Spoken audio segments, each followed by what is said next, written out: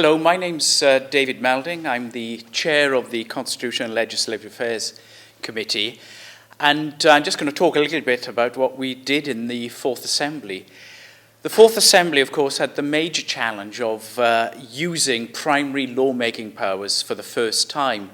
And our committee really had to look at the government's programme of legislation and ensure that Welsh law was being drafted as clearly as possible.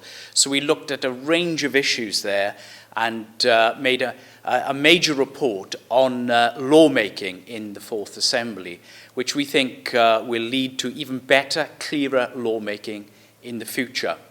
The other part of our work really relates to constitutional affairs. And there have been big changes in Welsh governance. Of course, the whole European issue, which is going through major discussion as the referendum approaches, that was an issue that was considered throughout the Fourth Assembly as matters about the voice of Wales in European institutions was looked at by our committee, and indeed the part played by European legislation in our own domestic legislation in areas such as fishing or the environment. So lots of issues there came into play, and we published a major report on Wales's voice in Europe. And we found broadly that the Welsh Government and the UK Government cooperate very effectively to ensure that Welsh interests are represented.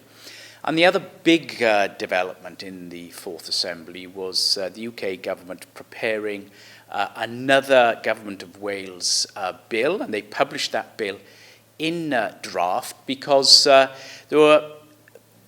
were many judgments, really, in the course of the Fourth Assembly that altered the constitutional position. The Supreme Court made one particularly important decision. And the UK government thought it was time to regularise this and move to what's called technically a reserved powers model.